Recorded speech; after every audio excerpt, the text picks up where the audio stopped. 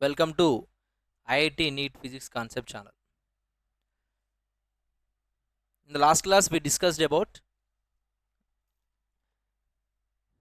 reflection and some other concepts.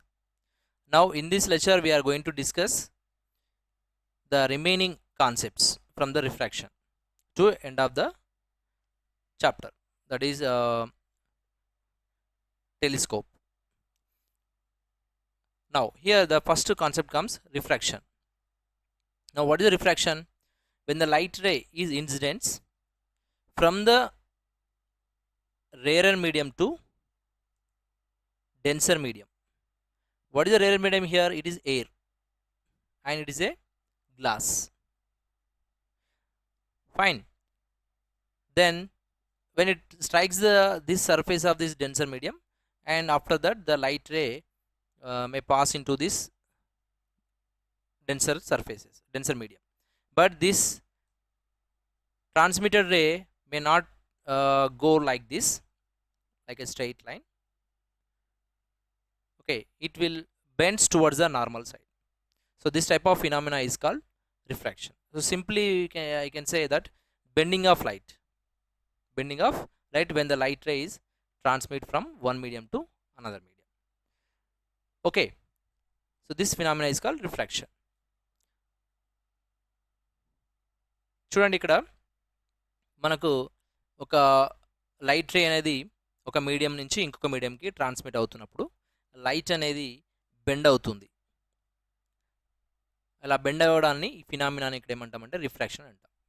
So ఈ bending అనేది ఎలా ఉంటుందంటే టువర్డ్స్ నార్మల్ సైడ్ ఉంటుంది, ఫ్రమ్ రేరర్ టు డెన్సర్ వెళ్ళినప్పుడు. ఒకవేళ డెన్సర్ నుంచి రేరర్కి వెళ్ళినప్పుడు మాత్రం ఆ బెండ్ అనేది అవే అవుతుంది, అంటే నార్మల్ నుంచి అవే అవుతుంది. రైట్, ఇక్కడ చూడండి, మీరు గుర్తుంచుకోవాల్సిన లాస్ ఏమున్నాయంటే రిఫ్రాక్షన్ సంబంధించినటువంటి ఫస్ట్ లా వచ్చేసి incident ray, next refracted ray, next normal. ఈ 3 లైన్స్ వచ్చేసి మనకు సేమ్ ప్లేన్లో ఉన్నాయి. నెక్స్ట్ వచ్చేసి Snell's law. So what is Snell's law? Snell's law వచ్చేసి μ1 sin i is equal to μ2 sin r అవుతుంది. ఇవి 2 important laws for this refraction. Next ఇక్కడ మీరు కొన్ని పాయింట్స్ గుర్తుంచుకోవాలి. ఏంటి అంటే అవి ఫస్ట్ వచ్చేసి రిఫ్రాక్టివ్ ఇండెక్స్ అనే ఒక మెయిన్ థింగ్ మీరు గుర్తుంచుకోవాలి. సో దాన్ని మ్యూ అంట. Mu is equal to speed of light in vacuum by speed of light in medium. So ఇది మేజర్గా మనకు చాలా ఇంపార్టెంట్. సో దీన్ని బేస్ చేసుకొని మనకు ఇక్కడ దీని సమ్ వాల్యూస్ ఇచ్చారు కొన్ని ఎలిమెంట్స్కి. సపోజ్ మనకు ఎయిర్ తీసుకున్నాను అనుకోండి, ఎయిర్కి వచ్చేసి దీని వాల్యూ 1 ఉంటుంది. సపోజ్ ఇదే వాటర్ అయింది అనుకోండి, వాటర్కి వచ్చేసి 1.3 ఉంటుంది. గ్లాస్కి అయింది అనుకోండి, ఈ వాల్యూ వచ్చేసి 1.5 ఉంటుంది. నెక్స్ట్ ఇంకొక ఇంపార్టెంట్ రిలేషన్ వచ్చేసి మనకు suppose v is equal to f into lambda. Okay, ఇది వెలాసిటీ సంబంధించినటువంటి ఫార్ములా రిలేషన్, ఫ్రీక్వెన్సీ అండ్ ల్యాండాకి సంబంధించినటువంటి relation. Suppose v1 by v2 తీసుకున్నారనుకోండి, v1 by v2 is equal to ఏమవుతుందంటే ల్యాండా 1 బై ల్యాండా 2 అవుతుంది ఈ పర్టికులర్ కేస్కి. ఇక్కడ ఎఫ్ అనేది కాన్స్టెంట్, ఎందుకు సోర్స్ ఇక్కడ మనం తీసుకున్నట్టు సోర్స్ సేమ్ కాబట్టి ఎఫ్ కూడా కాన్స్టెంట్ అవుతుంది. ఒకవేళ సోర్స్ చేంజ్ అయితే ఎఫ్ చేంజెస్ అవుతాయి. ఓకే, సో ఇది ఒకటి గుర్తుపెట్టుకోండి, F is constant or F is same, frequency same. So that equal to what here from this relation between these two. So μ2 by μ1 will come. So ఇక్కడ మనకు ఇది చాలా important relation, ఇది గుర్తుంచుకోండి. ఈ బాక్సెస్ ఉన్న ఈ 3 కూడా చాలా చాలా ఇంపార్టెంట్. ఇక ఇంకొక కాన్సెప్ట్ వచ్చేసి మనకి ఏంటంటే మ్యూ వాల్యూ ఎప్పుడైతే ఇంక్రీజ్ అవుతుందో అప్పుడు దాని యొక్క వెలాసిటీ అనేది, లైట్ యొక్క వెలాసిటీ అనేది ఆ పర్టికులర్ మీడియంస్లో మనకు డ్రాప్ అవుతుంది, అంటే తగ్గిపోతుంది. సో ఇప్పుడు అది వెలాసిటీ తగ్గుతుందో ఆటోమేటిక్గా మనకు వేవ్ లెంత్ కూడా తగ్గిపోతుంది. ఓకే, ఈ పైనటువంటి రిలేషన్ బేస్ చేసుకొని ఈ పాయింట్స్ మనం చెప్పగలిగాం. ఓకే, అంటే సపోజ్ మనకు ఎయిర్ ఉందనుకోండి, ఎయిర్ వాల్యూ అంటే ఎయిర్లో లైట్ యొక్క వెలాసిటీ అనేది ఒకలా ఉంటుంది. ఓకే, దాన్ని బేస్ చేసుకొని వేవ్ లెంత్ కూడా ఉంటుంది, దాని లైట్ యొక్క వేవ్ లెంత్ కూడా ఉంటుంది. సపోజ్ అదే లైట్ అనేది వాటర్లోకి ఎప్పుడైతే ట్రాన్స్మిట్ అవుతుంది, అంటే వాటర్ మీదకి వెళ్ళిపోయిందో మ్యూ వాల్యూ ఇంక్రీజ్ అయింది. సో మ్యూ వాల్యూ ఎప్పుడైతే ఇంక్రీజ్ అవుతుందో లైట్ యొక్క వెలాసిటీ ఏమవుతుంది, తగ్గిపోతుంది వాటర్ లోపల. సో ఎప్పుడైతే వెలాసిటీ తగ్గిపోయిందో ఆటోమేటిక్గా దాని యొక్క వేవ్ లెంత్ కూడా తగ్గిపోతుంది. సపోజ్ అదే లైట్ అనేది వాటర్ నుంచి గ్లాస్లోకి వెళ్ళింది అనుకుందాం, అప్పుడు ఈ మ్యూ వాల్యూ మళ్ళీ ఇంక్రీజ్ అయింది కదా, కాబట్టి ఆటోమేటిక్గా దాని యొక్క వెలాసిటీ అనేది తగ్గిపోతుంది. సో ఎప్పుడైతే వెలాసిటీ తగ్గిపోతుందో ఆటోమేటిక్గా మళ్ళీ ఆ లైట్ యొక్క వేవ్ లెంత్ అనేది తగ్గిపోతుంది. సో ఇది మనం ఈ రిలేషన్ మనం జాగ్రత్తగా గుర్తుంచుకోండి. నెక్స్ట్ వచ్చేసి మనకి ఇక్కడ ఏంటంటే సపోజ్ నేను యూనిట్ వెక్టార్ తీసుకుంటాను. ఇది వచ్చేసి మనకు ఇన్సిడెంట్ అనుకోండి, ఈ క్యాప్, ఇది ఎన్ క్యాప్, ఇది ఆర్ క్యాప్ అనుకోండి. ఈ మూడిటి యొక్క బాక్స్ ప్రొడక్ట్ అంటాం దీన్ని. ఈ cross N dot R is equal to 0 because they are in same plane కాబట్టి. సో సేమ్ ప్లేన్ ఉన్నప్పుడు మాత్రం ఈ వాల్యూ అనేది మనకు 0 అయిపోతుంది. సో ఇవి మేజర్గా మనం గుర్తించాల్సినటువంటి విషయాలు. ఇంకొకటి ఏంటి అంటే యాంగిల్ ఆఫ్ డీవియేషన్ అంటాం. సో ఈ యాంగిల్ ఆఫ్ డీవియేషన్ ఏంటి అంటే ఎంత డీవియేట్ అయిపోయింది, యాక్చువల్ పాత్లో కాకుండా అది ఆ పాత్ నుంచి ఎంతవరకు డీవియేట్ అయింది అనేది మనం ఇక్కడ యాంగిల్ ఆఫ్ డీవియేషన్ అంటాం. అది వచ్చేసి మనకి ఇక్కడ ఉంటుంది చూడండి. ఇది యాక్చువల్ పాత్ కదా వెళ్ళాల్సింది, అలా కాకుండా ఇక్కడ వరకు వెళ్ళిపోయింది. సో ఇది వచ్చేసి మనకు యాంగిల్ ఆఫ్ డీవియేషన్, దీన్ని డెల్టా తోటి ఇండికేట్ చేస్తారు. ఫైన్. సో ఇవి మనకు దీంట్లో ఉన్నటువంటి ఇంపార్టెంట్ థింగ్స్ మనం గుర్తుంచుకోవాలి. నెక్స్ట్ వచ్చేసి topic, so real and apparent depth and also apparent shift. So suppose ఇక్కడ మనకు మీరు జనరల్గా మనం ఎప్పుడు కూడా అబ్జర్వ్ చేస్తూ ఉంటాము. సపోజ్ మీరు ఒక గ్లాస్ ఏదైనా బీకర్ లాంటిది తీసుకొని, గ్లాస్ తీసుకున్నారనుకోండి, water glass, transparent water glass, అందులో మనకు కొంచెం వాటర్ వేయండి. అందులో వాటర్ పోసిన తర్వాత అందులో ఒక కాయిన్ వేయండి. సో కాయిన్ వేసి పైనుంచి మీరు అబ్జర్వ్ చేయండి. అబ్జర్వ్ చేస్తే మనకి ఎలా కనిపిస్తుంది ఆ కాయిన్ అనేది, యాక్చువల్ అది బాటంలో ఉంటుంది ఇక్కడ. అలా కాకుండా మనం ఇక్కడి నుంచి అబ్జర్వ్ చేసినప్పుడు మనకి ఏమవుతుందంటే దాని యొక్క అంటే అపియరెన్స్ ఎలా ఉంటుందంటే అది కొంచెం పైకి ఉన్నట్టుగా కనిపిస్తుంది, అంటే మనకి ఇంకా కొంచెం దగ్గరగా ఉన్నట్టు కనిపిస్తుంది. ఇక్కడ కాకుండా ఇక్కడ ఉన్నట్టుగా కనిపిస్తుంది. సో మీరు కొంచెం యాంగిల్ నుంచి చూసినా కూడా అలానే కనిపిస్తుంది. ఇక్కడ నుంచి చూసినప్పుడు కూడా ఇక్కడ కాకుండా ఇక్కడ ఉన్నట్టుగా కనిపిస్తుంది. అంటే దీన్ని రియల్ డెప్త్ వచ్చేసి మనకి ఇది. ఓకే, ఆబ్జెక్ట్ యొక్క రియల్ డెప్త్ వచ్చేసి ఇది మనకు. ఓకే, H2 ఉంది, సరే H0 అనుకుందాం కొద్దిసేపు. యాక్చువల్ మనకు కనిపిస్తుంది ఎక్కడ, మనకు ఇక్కడ వరకు కనిపిస్తుంది, అంటే ఇక్కడ ఉంది కదా, ఇక్కడ షిఫ్ట్ అయిపోయింది, రైట్. సో దీన్ని మనం ఐ అనుకుందాం, ఇమేజ్ అనుకుందాం, ఐ. సో ఇది ఆబ్జెక్ట్, ఇది ఇమేజ్. సో ఇది యాక్చువల్ వచ్చేసి H0 దగ్గర ఉంది, బట్ మనకు కనిపించింది మాత్రం HI దగ్గర కనిపిస్తుంది. సో దీన్ని మనం ఇక్కడ రియల్ అండ్ అపరెంట్ డెప్త్ అని అంటాం, రైట్. సో ఫస్ట్ మనం ఇక్కడ ఏం చేస్తున్నాం అంటే ఒక కండిషన్ తీసుకున్నాను. ఆ కండిషన్ ఏంటి అంటే object in denser medium. Object ఎక్కడ ఉంది, డెన్సర్ మీడియం. అంటే డెన్సర్ మీడియం అంటే ఏంటి, సపోజ్ మనం వాటర్ అనుకుందాం. ఇది వాటర్, ఈ వాటర్ లోపల ఒక ఆబ్జెక్ట్ ఉంది, ఒక కాయిన్ ఉంది అనుకోండి. ఇప్పుడు observer in rare medium, observer ఇక్కడ బయట ఉన్నాడు, అంటే బయట ఉన్నాడు ఎయిర్లో. సో అలాంటి కేసులో మనకు ఇక్కడ రిలేషన్స్ ఏమేమి వస్తాయో ఒకసారి చూద్దాం. Okay, fine. సో ఏంటి రిలేషన్స్ వస్తాయి మనకి ఇక్కడ అంటే ఇక్కడ మనకు కనిపించేటువంటి ఆబ్జెక్ట్ అనేది ఎక్కడి వరకు వెళ్ళింది, పైకి వెళ్తున్నట్టు కనిపిస్తుంది. ఓకే, సో అంటే అపరెంట్ డెప్త్ లేదా అపరెంట్ డెప్త్ అనుకుందాం. సో అపరెంట్ డెప్త్ వచ్చేసి మనకు ఎలా ఉంటుంది, రియల్ డెప్త్తో కంపేర్ చేసినప్పుడు రియల్ డెప్త్ మనకు గ్రేటర్గా ఉంటుంది అపరెంట్ డెప్త్తో పోలిస్తే. ఓకే, నెక్స్ట్ అంతే కదా. సో రియల్ డెప్త్ మనకు గ్రేటర్ కంపారిటివ్లీ అపరెంట్ డెప్త్. ఇక్కడ చూడండి, ఇప్పుడు మ్యూని ఎలా డిఫైన్ చేయాలి. సో మ్యూ వచ్చేసి refractive index of denser medium with respect to the rarer medium. So that equal to real depth by apparent depth. So real depth ఏంటి మనకి ఇక్కడ, రియల్ డెప్త్ వచ్చేసి మనకి ఇక్కడ HO బై అపరెంట్ డెప్త్ ఏంటి ఇక్కడ HI. Fine. So దీన్ని base చేసుకొని మనకు అపరెంట్ షిఫ్ట్ ఏమొస్తుంది ఇక్కడ, దీన్ని షిఫ్ట్ అంటాం. సో ఆ షిఫ్ట్ వచ్చేసి ఇక్కడ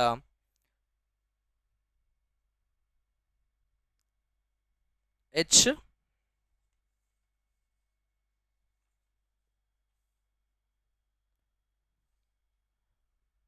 not minus HO minus HI. So ఇదే కదా HO, టోటల్ HO, ఇది ఇది ఎక్కువ ఉంది. ఓకే, ఇది గ్రేటర్ కాబట్టి HO ముందు రాసాను, తర్వాత ఇది తక్కువ ఉంది కాబట్టి HI రాసాను. So HO minus HI. So దీన్ని ఇక్కడ మనం ఇంకా ఇలా కూడా రాసుకోవచ్చు, HO ఇంటూ 1 మైనస్ 1/μగా రాసుకోవచ్చు. ఓకే, ఇది షిఫ్ట్ ఫార్ములా. నెక్స్ట్ అంటే ఇక్కడ ఈ కేస్కి ఇక్కడ ఉన్న డయాగ్రామ్ కరెక్ట్గా సూట్ అవుతుంది. ఇప్పుడు నేను సెకండ్ దాంట్లో ఏం చేస్తున్నా అంటే సెకండ్ కేసులో ఇప్పుడు object in rarer medium, object అనేది బయట ఉన్నాడు బయట, and observer in denser medium. అంటే అబ్జర్వర్ ఎక్కడ ఉన్నాడు, వాటర్ లోపల ఉన్నాడు అనుకుంది. సపోజ్ నేను ఇక్కడ లోపల ఉన్నాను, బయట మీరు ఉన్నారు. సో నేను ఇక్కడి నుంచి చూస్తున్నాను, అంటే లోపల వాటర్లో నుంచి మిమ్మల్ని, బయట ఉన్నటువంటి మిమ్మల్ని చూస్తున్నాను అనుకున్నాను. సో మీరు నాకు ఎలా కనిపిస్తారు? సో ఎలా కనిపిస్తారు? జనరల్గా అయితే మనకు దూరంగా కనిపిస్తారు. మీరు కొంచెం దూరంలో ఉన్నట్టుగా, యాక్చువల్లీ మీరు ఉన్నటువంటి పాయింట్ కాకుండా ఇంకొంచెం ఇంకా వెనకగా ఉన్నట్టుగా కనిపిస్తారు, అంటే దూరంలో ఉన్నట్టుగా కనిపిస్తారు నాకు. ఓకే, సో అంటే ఇక్కడ మనకు apparent depth and real depth. So ఈ రెండిట్లో ఏది ఎక్కువ ఉంటుంది? మనకు అప్పరెంట్ డెప్తే ఎక్కువ ఉంటుంది. Okay, so actually real depth compare చేస్తే అప్పరెంట్ డెప్తే ఎక్కువ ఉంటుంది. ఓకే, ఇది మీరు గుర్తుంచుకోండి. నెక్స్ట్ దీన్ని రిఫ్రాక్టివ్ ఇండెక్స్ వచ్చేసి మనకి ఇక్కడ ఏమవుతుంది? Apparent depth by real depth అవుతుంది. సో దీన్ని మనం ఈ విధంగా తీసుకోవచ్చు. ఓకే, సో ఇది రివర్స్ అయిపోతుంది, HI/HO అవుతుంది. సో షిఫ్ట్, ఇప్పుడు షిఫ్ట్ వచ్చేసి మనకి ఇక్కడ ఏంటి?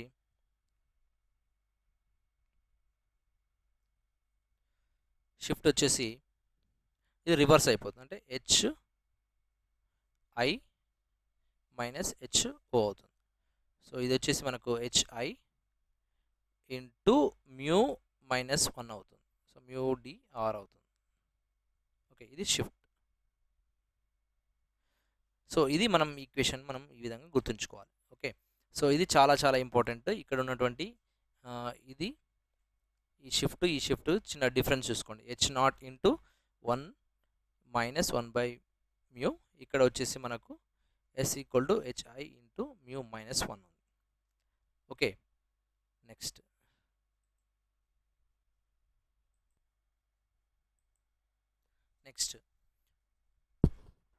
Total internal reflection. సో ఈ టోటల్ ఇంటర్నల్ రిఫ్లెక్షన్ ఏంటి చూద్దాం. TIR అంటాం దీన్ని షార్ట్కట్లో. సో మనకు లైట్ వచ్చేసి మనకు ఇప్పుడు డెన్సర్ మీడియం నుంచి వస్తుంది, అంటే వాటర్ అనుకోండి, ఇక్కడ రేరర్ మీడియం ఎయిర్ అనుకుందాం. సో డెన్సర్ మీడియం నుంచి రేరర్ మీడియంకి ఎప్పుడైతే లైట్ ట్రావెల్ చేస్తుందో, ఓకే, సపోజ్ ఇక్కడ చూడండి ఎలా ఉంది అంటే ఇక్కడ ఇన్సిడెంట్ యాంగిల్ ఇది రిఫ్లెక్టెడ్ యాంగిల్, లైట్గా ఇక్కడ రిఫ్లెక్ట్ అయ్యి వెళ్ళిపోతుంది ఫస్ట్ కేసులో. ఈ యాంగిల్ అనేది కొంచెం ఇక్కడ ఇంక్రీజ్ చేశాను, ఇక్కడ ఇలా వెళ్తుంది. ఇది ఇంకొంచెం ఇక్కడ ఎక్కువ రిఫ్రాక్ట్ అయిపోయింది, రైట్. ఇప్పుడు థర్డ్ కేసులో నేను ఇక్కడ ఏం చేస్తున్నా అంటే ఒక పర్టికులర్ ఇన్సిడెంట్ యాంగిల్ అయిపోయింది. ఇక్కడ ఈ పర్టికులర్ ఇన్సిడెంట్ యాంగిల్ దగ్గర మనకు ఆ రిఫ్రాక్టెడ్ రే అనేది ఇక్కడ వెళ్ళలేదు చూడండి. అలా వెళ్ళకుండా అలా అని ఇలా రిఫ్లెక్ట్ కూడా అవ్వలేదు, సేమ్ మీడియంలో కూడా ఎంటర్ అవ్వలేదు. ఎయిర్ మీడియంలోకి వెళ్ళకుండా అలానే డెన్సర్ మీడియంలోకి వెళ్ళకుండా ఈ రెండు సర్ఫేసెస్ ఏదైతే ఉన్నాయో ఆ సర్ఫేస్లో నుంచి ఇలా వెళ్ళిపోతుంది. దీన్ని గ్రేజ్ అవ్వడం అంటాం. అంటే ఈ రిఫ్రాక్టెడ్ రే అనేది గ్రేజ్ చేసుకుంటూ వెళ్తుంది ఈ సర్ఫేస్ని, ఇంటర్ఫేస్ని, రైట్. సో ఇది ఎప్పుడు సాధ్యమైంది? మనకి ఇక్కడ ఒక పర్టికులర్గా ఒక యాంగిల్ దగ్గరికి వచ్చినప్పుడు మాత్రమే ఇలా సాధ్యమైంది. సో దీన్ని ఇక్కడ ఏమంటామంటే క్రిటికల్ యాంగిల్ అంటాం. దీన్ని వచ్చేసి క్రిటికల్ యాంగిల్ అంటాం, రైట్. ఇది క్రిటికల్ యాంగిల్. సో ఈ పర్టికులర్ క్రిటికల్ యాంగిల్ దగ్గర ఈ రిఫ్రాక్టెడ్ రే అనేది ఇలా గ్రేజ్ చేస్తూ వెళ్తుంది. అంటే ఇక్కడ R వాల్యూ ఎంత అయిపోయింది? 90 degrees అయిపోయింది. ఇక్కడ R వచ్చేసి 90 degrees అయిపోయింది, రైట్. నెక్స్ట్ ఇప్పుడు డెఫినేషన్ ఎలా చెప్పొచ్చు? So angle of incident at which angle of refraction is 90 degrees. Okay, next ఇప్పుడు ఫోర్త్ కేసులో ఏం చేస్తున్నానంటే ఈ IC అయితే ఉందో ఆర్ θC, కొన్ని బుక్లో మనకు θC అని కూడా రాస్తారు. సో ఈ θCని కానీ IC అయితే ఉందో దీన్ని కన్నా కూడా కొంచెం ఇంకా ఎక్కువ ఇచ్చాను, దాన్ని ఎక్సిడ్ అయ్యాను. అప్పుడు ఆ లైట్ రే ఏమవుతుందంటే సేమ్ మీడియంలోకి ఇలా రిఫ్లెక్ట్ అవుతుంది. అవి మళ్ళీ ఇక్కడ ఏమవుతుంది? సపోజ్ ఇది సర్ఫేస్ ఎండింగ్ అనుకోండి, ఇక్కడ నుంచి మళ్ళీ ఇలా రే ఇలా వచ్చేసి మళ్ళీ ఇలా వెళ్ళిపోతుంది, మళ్ళీ ఇక్కడ వెళ్ళి మళ్ళీ ఇలా వెళ్ళిపోతుంది. సో అంటే ఇక్కడ ఈ రే అనేది అలానే ఎస్కేప్ అవ్వట్లేదు. ఈ రే వచ్చేసి ఈ ఇక్కడ మన అయితే మనకి ఇక్కడ ఎంటర్ చేసామో ఆ రే అనేది డెన్సర్ మీడియంలోకి, ఆ డెన్సర్ మీడియంలోకి ఎంటర్ అయినటువంటి ఆ రే అనేది ఎయిర్ మీడియంలోకి వెళ్ళకుండా అలా అని మళ్ళీ డెన్సర్ మీడియం నుంచి బయటికి రాకుండా ఇక్కడే ఇలా రిఫ్లెక్ట్ అవుతూ వెళ్తుంది. ఇంటర్నల్గా రిఫ్లెక్ట్ అవుతూ ఉంది, మల్టిపుల్గా ఇంటర్నల్గా రిఫ్లెక్ట్ అవుతూ ఇలా ట్రాన్స్మిట్ అవుతూ ఉంది ముందుకి. సో ఇలా అవ్వడాన్ని టోటల్ ఇంటర్నల్ రిఫ్లెక్షన్ అంటాం. ఇక్కడ చూడండి, ఇక్కడ కూడా రిఫ్లెక్ట్ అయింది కదా, మరి ఈ రే అనేది ఏమైంది సార్ అంటే ఈ రే వచ్చేసి మనకి ఇక్కడే ఆగిపోతుంది, ఈ రే వచ్చేసి ఇక్కడే ఆగిపోతుంది. బట్ ఇక్కడ వచ్చినటువంటి రే ఏదైతే పర్టికులర్ క్రిటికల్ యాంగిల్కి ఎబోవ్ ఇన్సిడెంట్ చేశానో నెక్స్ట్ కేసులో ఇక్కడ ఈ రిఫ్లెక్టెడ్ రే వచ్చేసి ఆ రిఫ్లెక్టర్ రే వచ్చేసి మళ్ళీ మల్టిపుల్గా ఇలా రిఫ్లెక్ట్ అవుతూ ఉంటుంది. దీన్ని టీఐఆర్ అంటాం, టోటల్ ఇంటర్నల్ రిఫ్లెక్షన్ అంటాం. సో దీన్ని మేజర్గా మనకు ఫైబర్ ఆప్టిక్ కేబుల్స్లో ఎక్కువగా యూజ్ చేస్తారు. ఇది చాలా చాలా important application. Based on this TIR the fibre optic cables are working.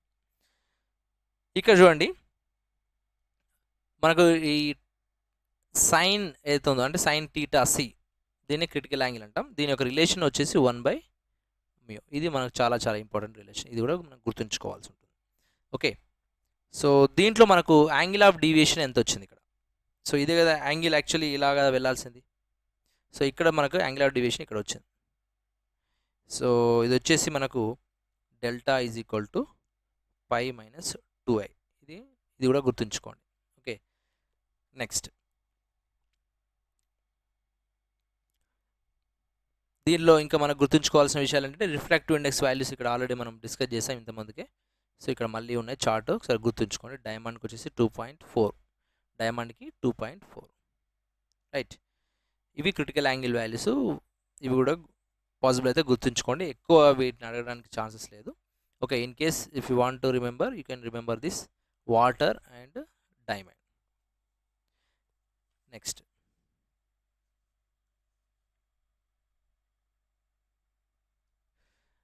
రిఫ్రాక్షన్తో prism. So మనకి ఇక్కడ ఏమవుతుంది, ఈ రేని మనం ఇక్కడ ప్రిజంలోనికి పంపించాం. ఓకే, ఈ ప్రిజం చూడండి, ఈ ప్రిజంలో మనకు రే అనేది ఫస్ట్ ఇక్కడ ఇన్సిడెంట్ అయింది ఐ తోటి, తర్వాత అది రిఫ్రాక్ట్ అయింది, ఇలా సేమ్ మీడియం కాబట్టి ఇలా స్ట్రైట్ లైన్లో వెళ్ళిపోతుంది.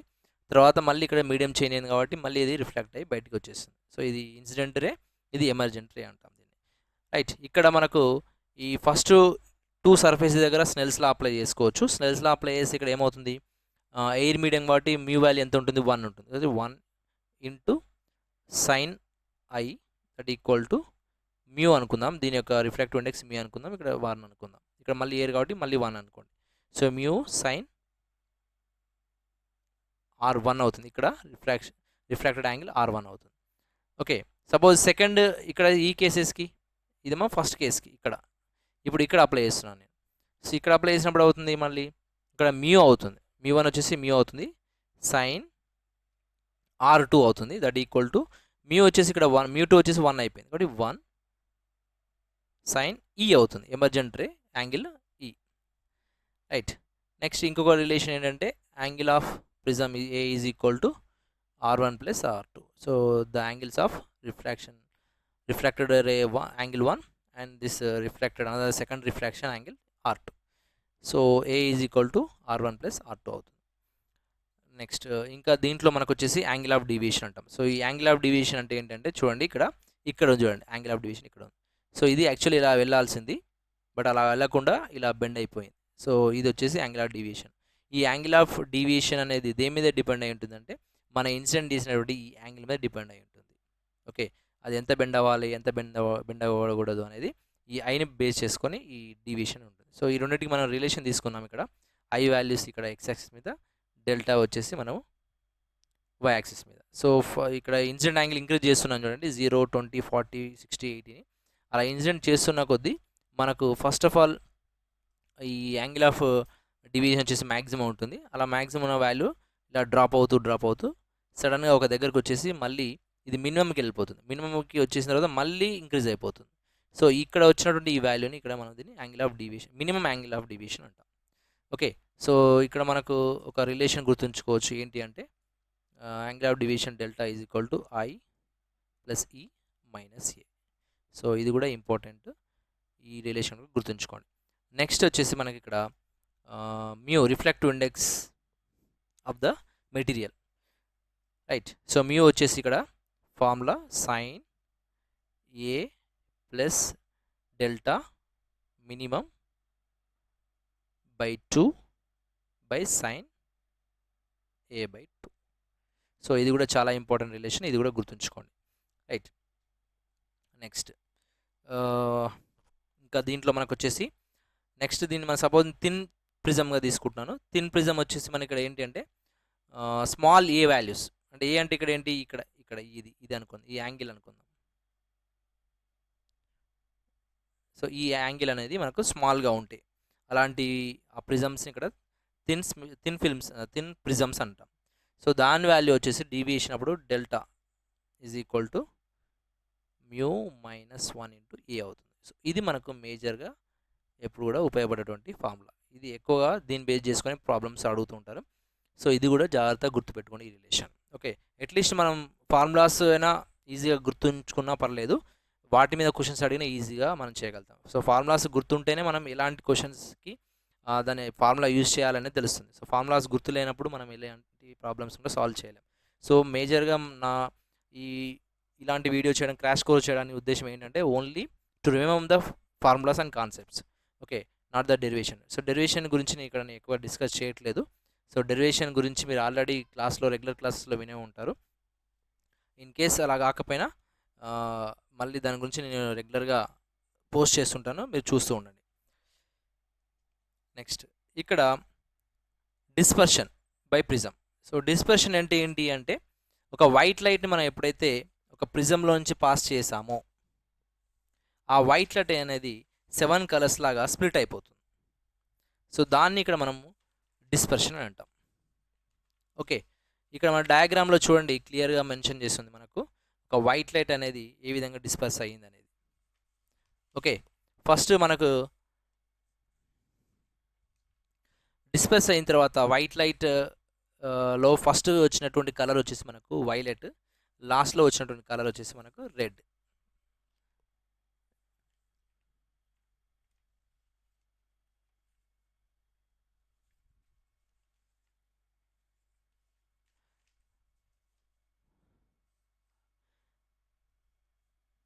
ఇక్కడ బెండింగ్ అనేది మనకి ఎటువైపు బెండ్ అయింది చూడండి. ఇక్కడ రిఫ్లెక్షన్ అనేది ఎప్పుడు కూడా ఈ సర్ఫేస్ వైపే, అంటే ఇది రఫ్ సర్ఫేస్ అంటాం దీన్ని యాక్చువల్లీ. ఈ రఫ్ సర్ఫేస్ అయితే బెండ్ అవుతుంది. ఓకే, ఇది కూడా ఒకసారి గుర్తుంచుకోండి ఈ పాయింట్ కూడా. సో ఎప్పుడైతే లైట్ అనేది అలా ప్రిజంలోకి ఎంటర్ అయిన తర్వాత ఎటువైపు బెండ్ అవుతుంది అనే క్వశ్చన్ కూడా రావచ్చు. సో అది మనకు రఫ్ సర్ఫేస్ వైపే బెండ్ అవుతుంది, బేస్ వైపు బెండ్ అవుతుంది.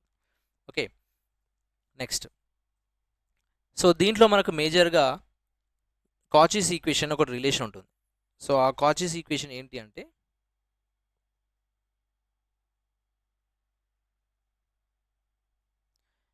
Mu is equal to A plus B by lambda square. So ఇది ఒక ఇంపార్టెంట్ ఫార్ములా. సో మనకి ఇక్కడ చూడండి మ్యూ వాల్యూ ఆల్రెడీ మనం డిస్కస్ చేసాం. ఏంటి, మ్యూ వాల్యూ ఎక్కువ ఉంటే లాంబ్డా వాల్యూ తక్కువ ఉంటుంది, మ్యూ వాల్యూ ఎక్కువ ఉంటే మ్యూ వాల్యూ తక్కువ ఉన్నప్పుడు లాంబ్డా వాల్యూ ఎక్కువ ఉంటుంది, మ్యూ వాల్యూ ఎక్కువ ఉన్నప్పుడు లాంబ్డా వాల్యూ తక్కువ ఉంటుంది. సో ఆ రెండు కూడా ఎలా ఉంటాయి, ఇన్వర్స్గా ఉంటాయి. అదొకటి మళ్ళీ ఒకసారి గుర్తుంచుకోండి. ఎందుకు అంటే ఇక్కడ చూడండి, ఇక్కడ వచ్చేసి మనకు ఫస్ట్ ఇక్కడ ఏంటి వైలెట్ కలర్ కదా, ఇది వచ్చేసి రెడ్ కలర్. ఓకే, సో ఈ ప్యాటర్న్ గుర్తుంచుకోండి, దాని క్వశ్చన్ ఎలా అయినా అడగవచ్చు. ఓకే, ఇక్కడ నేను ఇక్కడ రాస్తున్నాను విబ్జిఆర్, VIBGYOR. ఇది మనకు డీవియేషన్ అనేది తక్కువ అయిందా ఎక్కువ అయిందా, ఎక్కువ డివియేట్ అయిందా తక్కువ డివియేట్ అయిందా, ఇక్కడ డయాగ్రామ్ చూడాల్సి ఉంటుంది. ఇది యాక్చువల్లీ ఇది కదా పాత్, ఈ పాత్తో కంపేర్ చేసుకుంటే వైలెట్ ఇక్కడ ఉంది, అంటే ఇది ఎంత డివియేషన్ అయిందంటే ఇంత డివియేషన్ అయింది, అంటే ఎక్కువ డివియేట్ అయింది. సో కాబట్టి మన ఇక్కడ డివియేషన్ అనేది మోస్ట్గా ఎక్కువ డివియేట్ అయ్యేటువంటి కలర్ ఏంటంటే వైలెట్ కలర్.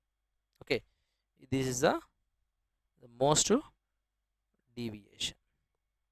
ఇక్కడ మరి రెడ్ కలర్ అనేది తక్కువ డివియేట్ అయింది చూడండి, ఇక్కడ వరకు డివియేట్ అయింది, కాబట్టి red colour is least deviated colour. Next lambda value వైలెట్కి ఎక్కువ ఉంటుంది, రెడ్కి ఎక్కువ ఉంటుంది. ఇది ఎక్కువ కన్ఫ్యూజ్ అయ్యే విధంగా ఉంటుంది. సింపుల్గా మనం గుర్తుంచుకోవాల్సింది ఏంటి అంటే మనం ట్రాఫిక్ సిగ్నల్ గుర్తుంచుకోండి. ట్రాఫిక్ సిగ్నల్లో రెడ్ కలర్నే ఎక్కువ యూజ్ చేస్తున్నాం. రెడ్ కలర్ దేనికి యూజ్ చేస్తున్నాము? స్టాప్ అవ్వడానికి ఎక్కువ సిగ్నల్గా యూజ్ చేస్తున్నాం. సో ఎందుకు రెడ్ కలర్నే యూజ్ చేయాలి? వైలెట్ కలర్ వేరే ఇంకే కలర్స్ అయినా యూజ్ చేసుకోవచ్చు కదా. రెడ్ కలర్ ఎందుకు యూజ్ చేస్తున్నామంటే రెడ్ కలర్ అనేది తక్కువ డీవియేట్ అవుతుందని చెప్పాను కదా. సో రెడ్ కలర్ తక్కువ డీవియేట్ అవుతుంది అంటే దాని మీనింగ్ ఏంటంటే దాని యొక్క లాంబ్డా అంటే వేవ్ లెంత్ అనేది ఎక్కువ ఉంటుంది. సో లాంబ్డా వచ్చేసి దీనికి మ్యాక్సిమం. ఇది ఒక్క పాయింట్ గుర్తుంచుకోండి సరిపోతుంది. దీనికి డీవియేషన్ రివర్స్గా రాయండి. సో ఇక్కడ లాంబ్డా ఆల్రెడీ రెడ్కి ఎక్కువ ఉందన్నాను కాబట్టి వైలెట్కి తక్కువ ఉంటుందని రాసుకోండి. సింపుల్ అయిపోయింది. సో ఇది తక్కువ ఉంది కాబట్టి దీనికి రివర్స్గా డీవియేషన్ మోస్ట్ అవుతుంది అని చెప్పండి. ఓకే. సో రెడ్ కలర్ని ఎక్కువ ట్రాఫిక్ సిగ్నల్ రెడ్ కలర్ని స్టాప్ అవ్వడానికి యూజ్ చేస్తున్నారు అని గుర్తుంచుకుంటే సరిపోతుంది. సో ఎందుకు అంటే లాంబ్డా అనేది ఎక్కువ, వేవ్ లెంత్ అనేది మ్యాక్సిమం. సో దాన్ని బేస్ చేసుకొని ఇది రాయండి, దీన్ని బేస్ చేసుకొని వైలెట్ రాయండి, దాన్ని బేస్ చేసుకొని ఇక్కడ మళ్ళీ డీవియేషన్ మోస్ట్ అని రాయండి. ఇది సింపుల్ గుర్తుంచుకోవడానికి ఒక లాజిక్. నెక్స్ట్ ఇక్కడ చూడండి, ఇక్కడ మనం ఇక్కడ కాంబినేషన్ యూజ్ చేస్తాం అంటే దీన్ని థిన్ ప్రిజం అంటాం. ఓకే సారీ, ఈ థిన్ ప్రిజం వచ్చేసి మనకి ఇక్కడ ఒక ఫార్ములా ఆల్రెడీ మనం ముందే డిస్కస్ చేసాం కదా. థిన్ ప్రిజం సంబంధించిన ఫార్ములా ఏంటి? అది delta is equal to mu minus 1 into A. ఇక్కడ చూడండి ఈ థిన్ ప్రిజంలో ఈ కాంబినేషన్లో మనం ఇక్కడ ఏమైంది చూడండి, వైట్ లైట్ అనేది ఇలా ఫస్ట్ ప్రిజంలోకి పాస్ అయిన తర్వాత కలర్స్ లాగా స్ప్లిట్ అయిపోయింది. మళ్ళీ ఈ కలర్స్ అన్నిటిని కూడా మళ్ళీ ఏం చేస్తుంది, మళ్ళీ ఈ ప్రిజంలో పంపించాను, మళ్ళీ ఇది డివియేట్ అయిపోతుంది, ఇలా రిఫ్లెక్ట్ అయిపోయి మళ్ళీ ఇవన్నీ కూడా స్ప్లిట్ అయిన అన్ని కలర్స్ కూడా మళ్ళీ కంబైండ్ అయిపోతుంది. అది వైట్ లైట్ని ఇచ్చేస్తుంది. రైట్.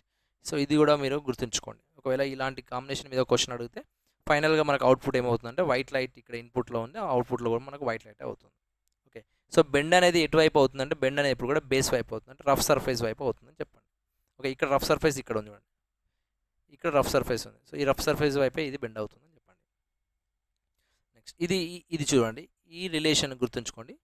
దీన్ని బేస్ చేసుకొని మనము డీవియేషన్ ఆఫ్ వైలెట్ కలర్కి రాసుకోవచ్చు ఫార్ములా. ఏంటి? Mu V minus 1 into A అవుతుంది. సపోజ్ మనము ఎల్లో కలర్ తీసుకుందాం. ఈ మొత్తం 2 కలర్స్ మధ్యలో ఉన్నటువంటి యావరేజ్ కలర్ ఏంటి? ఎల్లో కదా. సో ఇది గుర్తుంచుకోండి. Delta Y is equal to mu Y minus 1 into A.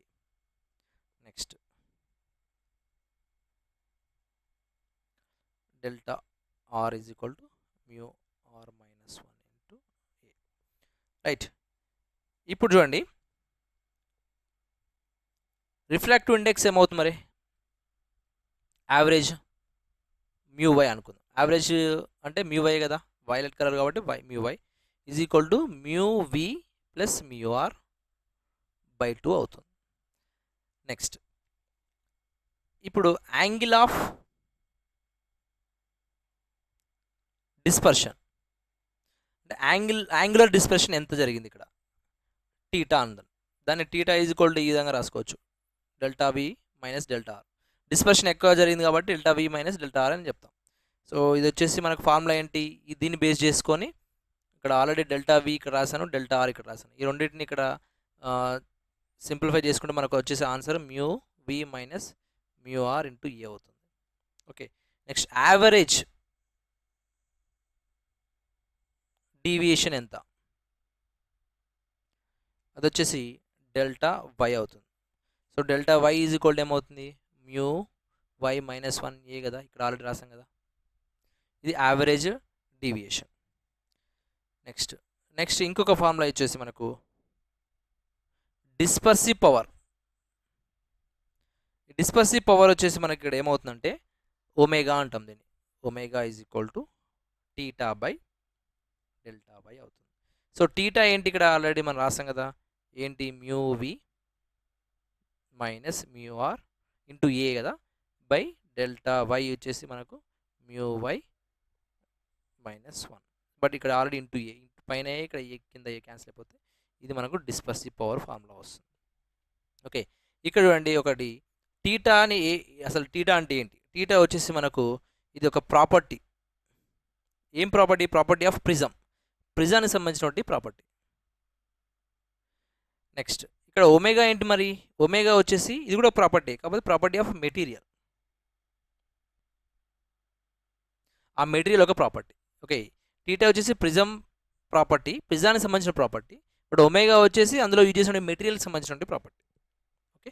So ఇవి కూడా మనం గుర్తుంచుకోవాలి. నెక్స్ట్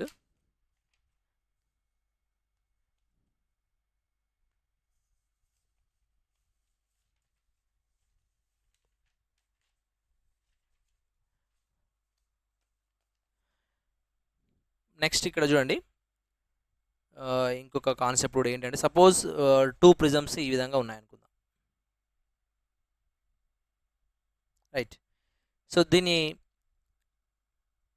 డెల్టా నెట్ ఎంత అంటే angle of deviation net value ఎంత అవుతుందంటే Δ1 మైనస్ Δ2 అవుతుంది, రైట్.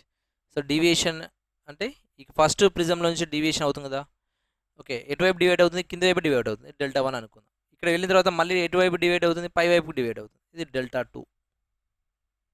సో Δ1 మైనస్ Δ2 అవుతుంది. టీటా నెట్ ఏమవుతుంది, ఏంటి టీటా నెట్ అంటే ఏంది, యాంగులర్ డిస్పర్షన్ నెట్ ఏమవుతుంది, Θ1 మైనస్ Θ2 అవుతుంది. ఓకే, సపోజ్ 2 ప్రిజమ్స్ ఇలా ఉన్నాయనుకోండి,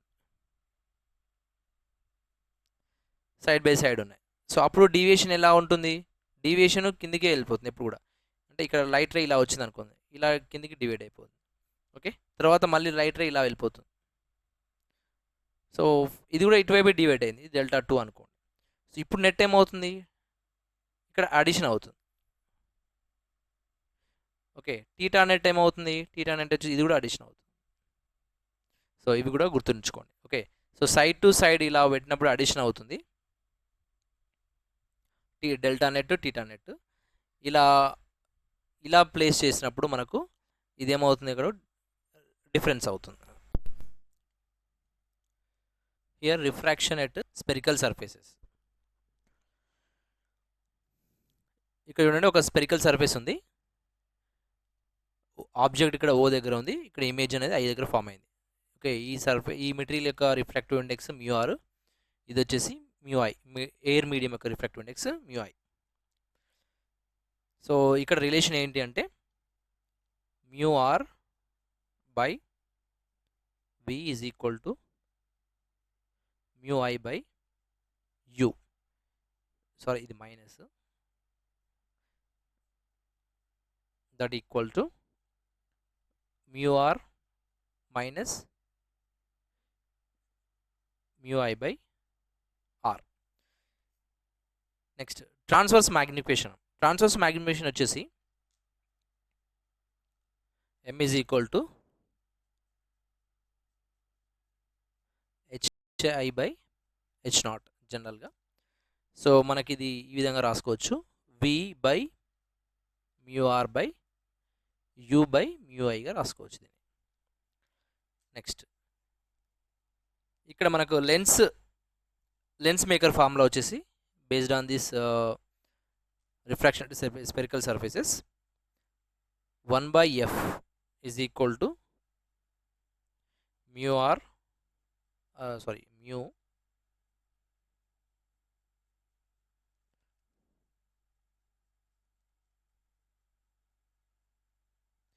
mu minus 1 into 1/r1 minus 1/r2.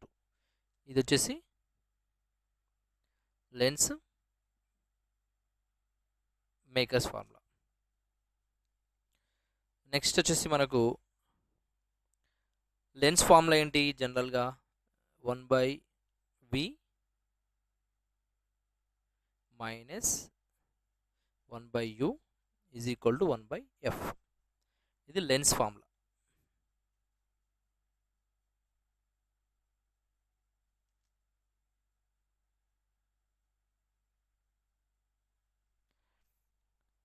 Okay, so ఇది మామూలుగా ఎక్కడి నుంచి తీసుకున్నామంటే ఈ ఎంఐ, ఇది మనకు తెలుసు ఆల్రెడీ. మ్యాగ్నిఫికేషన్ వచ్చేసి m is equal to hi by ho that equal to v by u ఇక్కడ వస్తుంది. ఇదే formula, based on this formula. So we got this equation. Next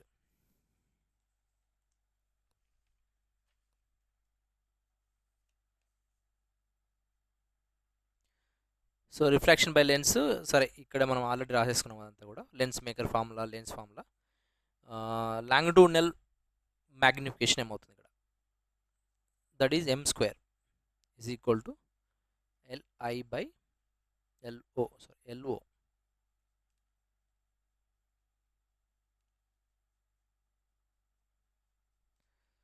so ఇది కూడా మనకు magnification m is equal to hi/h0 నుంచి వస్తుంది ఇది కూడా.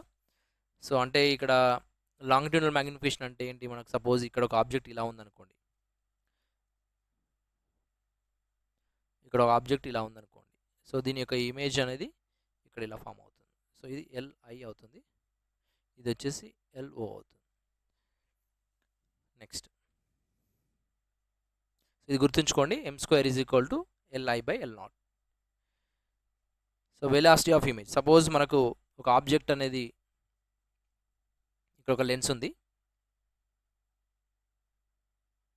రైట్. ఇక్కడ మనకు ఒక ఆబ్జెక్ట్ ఇలా ఉంది, O అనే ఆబ్జెక్ట్ ఈ డైరెక్షన్లో v0 వెలాసిటీ తోటి మూవ్ అవుతుంది అనుకోండి. అప్పుడు ఇమేజ్ ఇక్కడ వైపు ఉంటుంది కదా జనరల్గా, సో అది I అనుకోండి. దాని యొక్క వెలాసిటీ ఎటువైపు ఏ డైరెక్షన్లో ఉంటుందంటే అదే డైరెక్షన్లో ఉంటుంది. సపోజ్ మనకు O అనేది ఈ డైరెక్షన్లో ఉందనుకోండి, ఓకే, v0. ఇప్పుడు ఇమేజ్ కూడా ఇదే డైరెక్షన్లో మూవ్ అవుతుంది. సో ఇది ఒకటి గుర్తుంచుకోండి, వెలాసిటీ ఏ డైరెక్షన్లో ఉంటుంది, ఇమేజ్ యొక్క వెలాసిటీ అండ్ ఆబ్జెక్ట్ యొక్క వెలాసిటీ అనేసి రెండు సేమ్ డైరెక్షన్లో ఉంటాయి. ఓకే, సో దీనికి వచ్చేసి formula vi velocity is equal to m square into v0. v0 only, naught square, m square into v0. ఇది గుర్తుంచుకోండి, ఇది కూడా జాగ్రత్తగా, వీటి మీద కూడా మనకు క్వశ్చన్స్ వస్తూ ఉంటాయి అప్పుడప్పుడు. Next power of lens. So power of lens వచ్చేసి మనకు జనరల్గా p is equal to 1/f. Power యొక్క యూనిట్ వచ్చేసి dioptre.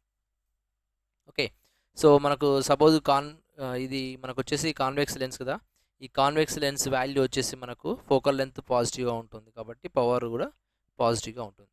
Okay, in case cave lens అయితే సో ఎఫ్ వచ్చేసి మనకు నెగిటివ్ అవుతే సో పి కూడా మనకు నెగిటివ్ అవుతుంది. ఇది ఒక చిన్న రిలేషన్ గుర్తుంచుకోండి. నెక్స్ట్ సపోజ్ మనకు లెన్స్ అనేది కాంబినేషన్గా ఉంటే ఏమవుతుంది, రైట్. ఇక్కడ డయాగ్రామ్లో దీని యొక్క ఫోకల్ లెంత్ f1 అనుకుందాం, దీని యొక్క ఫోకల్ లెంత్ f2 అనుకోండి.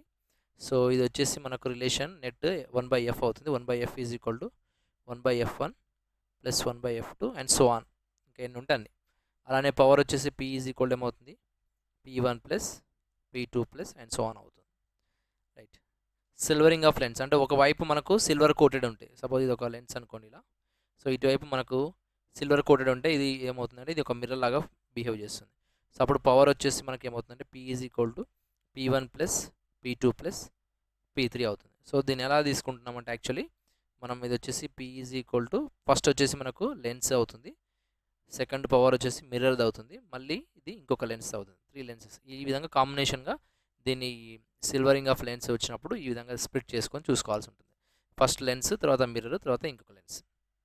ఓకే, అప్పుడు మనకు p ఈక్వివలెంట్ వచ్చేసి వాల్యూ ఏమవుతుందంటే 1/fl అవుతుంది లెన్స్ కాబట్టి, 1/fm అవుతుంది మిర్రర్ కాబట్టి, ప్లస్ మళ్ళీ అగైన్ 1/fl అవుతుంది. సో ఇది గుర్తుంచుకోండి, అంటే ఇక్కడ మనకు pm ఈజ్ ఈక్వల్ టు ఏమైందంటే -1/fm అవుతుంది, రైట్. ఇది పవర్ ఆఫ్ ఈక్వివలెంట్ వాల్యూ, ఇది ఈ సిల్వరింగ్ ఆఫ్ లెన్స్కి వచ్చినప్పుడు, right. Next optical instruments. So మనకు ఆప్టికల్ ఇన్స్ట్రుమెంట్స్లో మనకు మేజర్గా simple microscope, compound microscope, telescopes ఉన్నాయి. సో ఇక్కడ వచ్చేసి మనకు ఇక్కడ నేను డయాగ్రామ్లో ముందుగా ఐ గురించి చెప్పబోతున్నాను. సో ఐ మనకి ఇది, ఇందులో పార్ట్స్ ఏముంటాయంటే కార్నియా ఉంటుంది, ఐరిస్ ఉంటుంది, పుపిల్ ఉంటుంది, ఆక్వియస్ హ్యూమర్ ఉంటుంది, క్రిస్టలైన్ లైన్స్, నెక్స్ట్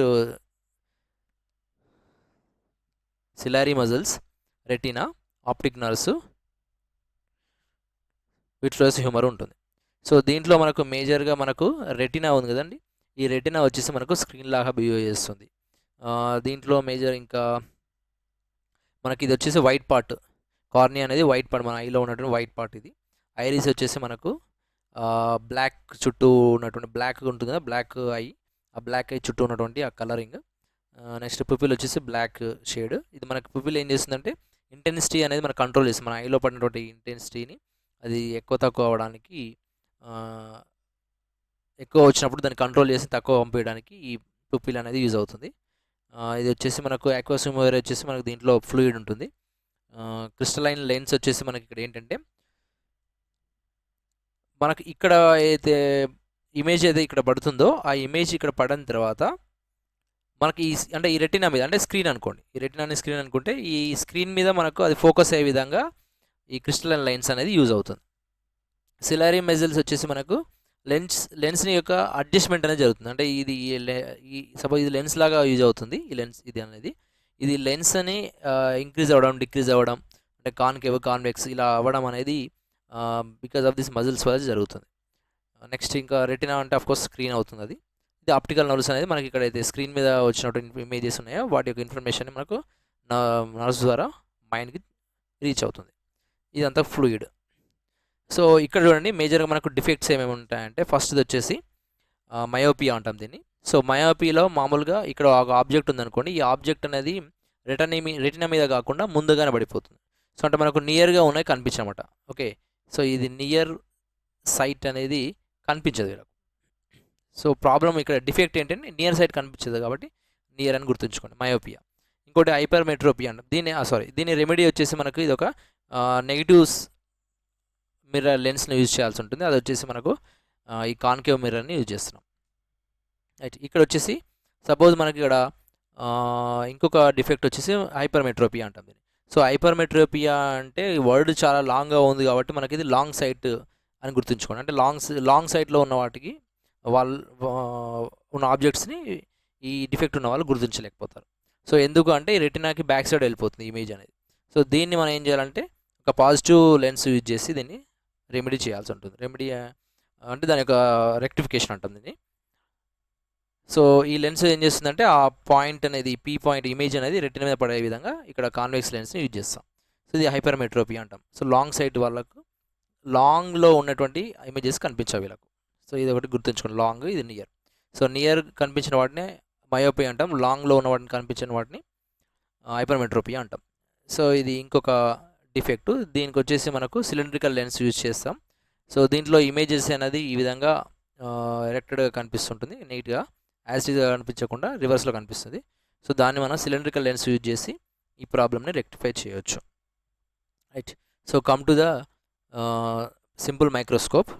సో ఈ సింపుల్ మైక్రోస్కోప్ వచ్చేసి మనకి ఇక్కడ ఏంటి అంటే మనకు మామూలుగా చిన్నగా ఉన్నటువంటి ఈ ఆబ్జెక్ట్ ఉంది కదా, ఈ ఆబ్జెక్ట్ మనం మ్యాగ్నిఫై చేసి చూడాలనుకున్నప్పుడు ఈ మైక్రోస్కోప్ని యూజ్ చేస్తాం. సో ఇది మ్యాగ్నిఫై అయిపోయింది, ఇక్కడ ఉన్నటువంటి ఆబ్జెక్ట్ మనకు మ్యాగ్నిఫై అయినట్టుగా కనిపిస్తుంది.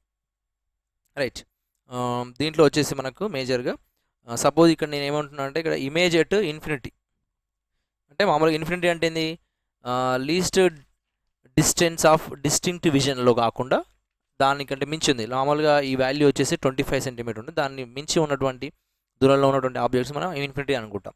సో ఆ ఇన్ఫినిటీ డిస్టెన్స్లో ఏదైతే ఉంటుందో అప్పుడు మనకు యాంగులర్ మ్యాగ్నిఫికేషన్ ఉంటుంది. సో అప్పుడు యాంగులర్ మ్యాగ్నిఫికేషన్ ఎంత ఉంటుంది?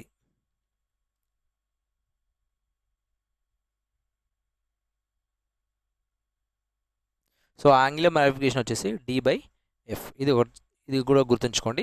ఈ సింపుల్ మైక్రోస్కోప్ ఎప్పుడు image at infinity. Suppose image అనేది మనకు least distant of distinct vision అంటాం. ఓకే, దీన్ని షార్ట్కట్లో రాస్తున్నాను ఇక్కడ, least distance of distinct vision LDD.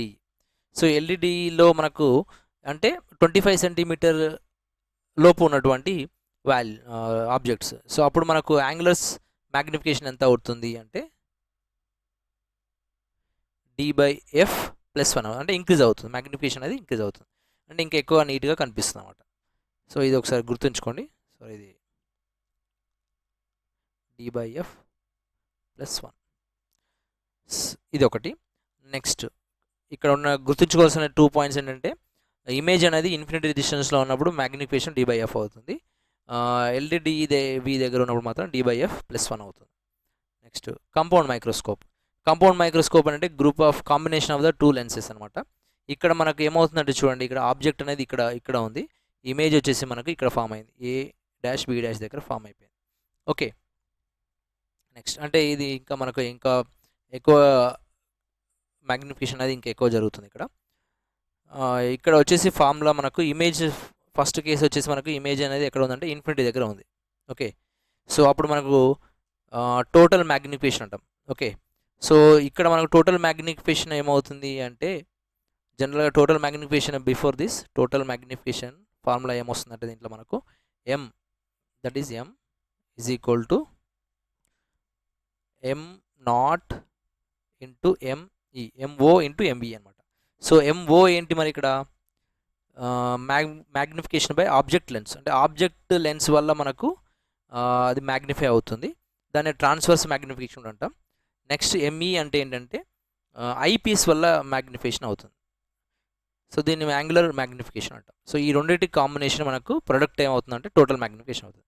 So MO అనేదేమో objective lens వల్ల మ్యాగ్నిఫై అవుతుంది, ఎంఈ అంటే ఇది ఎక్కడి నుంచి వచ్చిందంటే ఐపీఎస్ వల్ల మ్యాగ్నిఫై అయినటువంటి వాల్యూ. సో ఈ రెండింటి ప్రొడక్టే మనకు టోటల్ మ్యాగ్నిఫికేషన్ అవుతుంది. సో ఇప్పుడు మనము ఇమేజ్ అనేది ఇన్ఫినిటీ డిస్టెన్స్లో పెట్టాం, అప్పుడు మనకు మ్యాగ్నిఫికేషన్ ఏమవుతుందంటే total magnification is equal to capital L by FO into D by FE. Fine, ఇది మనకు ఇది ఫార్ములా. సో ఇది మనం చాలా బాగా గుర్తుంచుకోవాల్సి ఉంటుంది. ఇది కాంపౌండ్ మైక్రోస్కోప్. కాంపౌండ్ మైక్రోస్కోప్లో టోటల్ మ్యాగ్నిఫికేషన్ వచ్చేసి L by FO into D by F E అవుతుంది. రైట్, నెక్స్ట్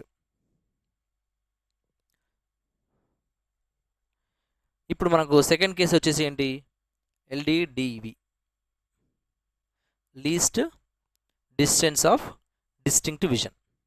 సో ఇది వచ్చేసి మనకు టోటల్ మ్యాగ్నిఫికేషన్ ఈ పొజిషన్లో ఉన్నప్పుడు మనకు టోటల్ మ్యాగ్నిఫికేషన్ వచ్చేసి V naught V O by U O into D by F E plus 1 అవుతుంది. ఓకే, సో ఇది L D D V value for compound microscope. So simple microscope ఏం చూసామని ఇక్కడ మనకు ఇది వచ్చేసి at infinity distance D by F plus 1. ఇక్కడ వచ్చేసి మనకు value at in first case at infinity, so L by F naught F O plus into D by F E. ఇక్కడ ఎల్డిడివి దగ్గర V O by U O into D by F E plus 1 అవుతుంది. Okay, so అట్లానే ఫర్దర్గా telescope. So telescope వచ్చేసి మనకు magnification power value వచ్చేసి దీంట్లో మనకు magnification power beta by alpha అవుతుంది, అది వచ్చేసి వాల్యూ ఎఫ్ బై మ్యూ ఈ. రైట్, నెక్స్ట్ ఇప్పుడు మనము ఇన్ఫినిటీ దగ్గర చూద్దాం. ఫస్ట్ ఇమేజ్ అనేది ఎక్కడ ఉంది, ఇన్ఫినిటీ దగ్గర ఉంది. అప్పుడు మ్యాగ్నిఫికేషన్ పవర్ వచ్చేసి ఎఫ్ఓ బై ఎఫ్ఈ అవుతుంది. రైట్, నెక్స్ట్ సపోజ్ ఇప్పుడు మనకు ఇమేజ్ వచ్చేసి ఎల్డిడివి దగ్గర ఉంది, అప్పుడు మ్యాగ్నిఫికేషన్ పవర్ వచ్చేసి M P is equal to F naught into 1 by F E plus 1 by D అవుతుంది. ఓకే, ఇది సింపుల్గా మనకు F naught by F E plus F naught by డిగా రాసుకోవచ్చు, అంటే ఎఫ్ఈ లోపల తీసుకెళ్ళిపోయాను. సో ఇదొక ఫార్ములా, ఇదొక ఫార్ములా వచ్చింది. ఓకే, సపోజ్ ఇప్పుడు మనకు ఈ length of the tube telescope ఎందుకు యూజ్ చేస్తాం ఇక్కడ మనం, టెలిస్కోప్ అనేది ఫార్ ఆబ్జెక్ట్స్ మనం క్లారిటీగా నీట్గా దగ్గర ఉండే విధంగా చూడాలనుకున్నప్పుడు టెలిస్కోప్ని యూజ్ చేస్తాం. సో అప్పుడు మనకు ఇమేజ్ అనేది మనకు దగ్గరగా ఉన్నట్టుగా కనిపిస్తుంది. ఓకే, సో సపోజ్ మనకు ఈ లెంత్ కావాలనుకుందాం, అంటే ఆబ్జెక్ట్ లేదా ట్యూబ్ ఉంటుంది, ఇదంతా ఒక ట్యూబ్లో ఫ్రేమ్ చేస్తారు. ఈ ట్యూబ్ వచ్చేసి మనకు దీని లెంత్ ఎంత అంటే సింపుల్, ఇది ఎఫ్ఓ ప్లస్ ఎఫ్ఈ రాస్తాం, focal length of the object and lens and focal length of the eyepiece length రాస్తే మనకు టోటల్ లెంత్ ఈ ట్యూబ్ యొక్క లెంత్ వచ్చేస్తుంది. సో ఇక్కడ వరకు మనకు కంప్లీట్గా రే ఆప్టిక్స్ సంబంధించినటువంటి క్రాష్ కోర్స్ కంప్లీట్ అయిపోయింది. So part 1A and part 2A. So 1Bలో మనము కొన్ని న్యూమరికల్ ప్రాబ్లమ్స్ చూసాం, అలానే నెక్స్ట్ పార్ట్ 2Bలో కూడా నెక్స్ట్ లెక్చర్లో కొన్ని న్యూమరికల్ ప్రాబ్లమ్స్ చూడబోతున్నాం. సో ఇక్కడ నేను చాలా వరకు కూడా మోస్ట్ ఇంపార్టెంట్గా అనిపించిన పాయింట్స్ మాత్రమే నాకు అనిపించినవి మాత్రం కన్సిడర్ చేశాను. మీకు ఒకవేళ మీ దగ్గర ఉన్నటువంటి మెటీరియల్ రెఫర్ చేసుకున్నప్పుడు మీకు ఇంకా మంచి పాయింట్ ఏదైనా అనిపించినప్పుడు దాన్ని మీరు ఇక్కడ మీ నోట్స్ బుక్లో నోట్ చేసుకోండి. ఫైన్. అండ్ ఇంకోటి ఏంటంటే ఇక్కడ నేను ఎక్కడ కూడా డెరివేషన్ పార్ట్ గురించి ఎక్కడ డిస్కస్ చేయలేదు. ఓన్లీ ఇంపార్టెంట్ ఫార్ములాస్ మాత్రమే నేను ఫోకస్ చేసి చెప్పాను. సో ఫార్ములాస్ మనకు ఒకసారి గుర్తుంటే మనం క్వశ్చన్స్ అడిగినప్పుడు ఆన్సర్ చేయడానికి ఆ ప్రాబ్లమ్ సాల్వ్ చేయడానికి మనకు ఆ ఫార్ములాస్ గుర్తుండాలి, కంపల్సరీగా వచ్చి ఉండాలి. లేకపోతే మనకు ఎలాంటి ప్రాబ్లమ్స్ వచ్చినా కూడా మనం ఫార్ములాస్ లేకుండా దాన్ని సింప్లిఫై చేయలేము, సొల్యూషన్ రాదు మనకు. సో కాబట్టి ఈ క్రాష్ కోర్స్లో ఈ ప్రాబ్లమ్ సాల్వ్ చేయడానికి మేజర్గా నేను ఇక్కడ ఈ ఫార్ములాస్ నేను మీకు చెప్పాను. So thank you very much. All the best to all.